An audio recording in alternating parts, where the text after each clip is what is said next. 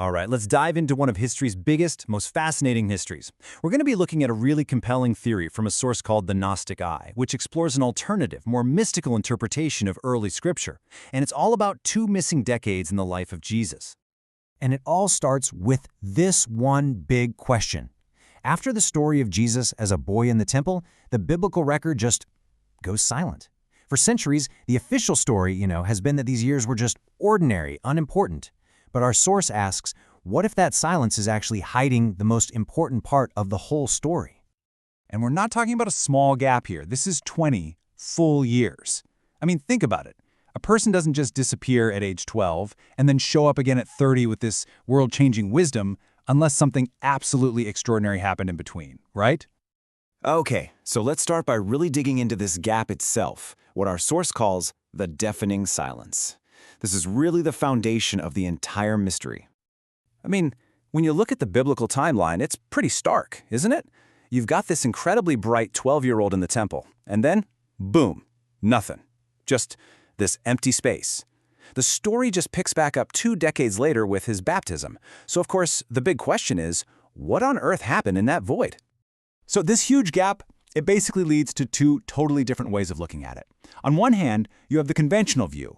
He was just living a quiet, unremarkable life as a carpenter. But then you have sources like the Gnostic Eye, asking a much more dramatic question. Was this actually a time of intense spiritual training? A journey to soak up all this ancient wisdom? And that question brings us right to the second part of this explainer. We're going to explore some of the alternative traditions and forgotten text that suggest a very, very different story for those silent years. See, these traditions, they talk about this incredible global pilgrimage. They suggest Jesus traveled to Egypt, right, to learn Hermetic wisdom, this ancient philosophy about the divine. They claim he went all the way to India to study with mystics, and even to Tibet.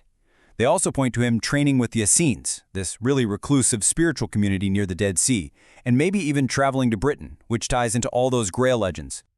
And look, this isn't just presented as some vague guess. The source points to really specific legends, like the ones in Kashmir that talk about a prophet from the West named Isa. It's a perfect example of how these stories are still out there, just outside the official version, offering these little tantalizing clues. Okay, so here's the really crucial point. If he did travel the world, you would expect to see echoes of that in his teachings, right? And according to this Gnostic interpretation, those echoes are absolutely there, loud and clear. Okay, take this famous phrase, for example. Be in the world, but not of it. Now, in this view, for anyone who's studied Eastern philosophy, that concept is immediately recognizable. It totally reflects these ideas of detachment that are so central to the traditions he might have encountered. The source isn't saying this is a coincidence, it's saying it's evidence of a much deeper, continuous line of wisdom. So this all leads to a really critical question. If these journeys actually happened, why were they erased? And the source suggests the answer isn't that they were just forgotten. It was a deliberate act. I mean, why would anyone go to all the trouble of creating this silence? The Gnostic Eye argues it all comes down to one simple thing: control. It's about protecting institutional power and authority from a truth that would completely undermine it. Okay, so here's how the theory breaks down. Step 1. Jesus goes out and synthesizes wisdom from all over the ancient world. Egypt, India, Persia, you name it. But step 2, this synthesis, well, it threatens the whole idea of Christianity being this one-of-a-kind, unique revelation. So, step 3, to preserve that uniqueness, his journey gets erased from the record. And finally, step 4, a new, much more controlled story is put in its place, one that makes the institution the one and only gatekeeper of the truth. And this really gets to the heart of what's at stake here, this idea of a universal tradition. It's the belief that there's this single ancient river of truth that flows through all faiths, all spiritual paths.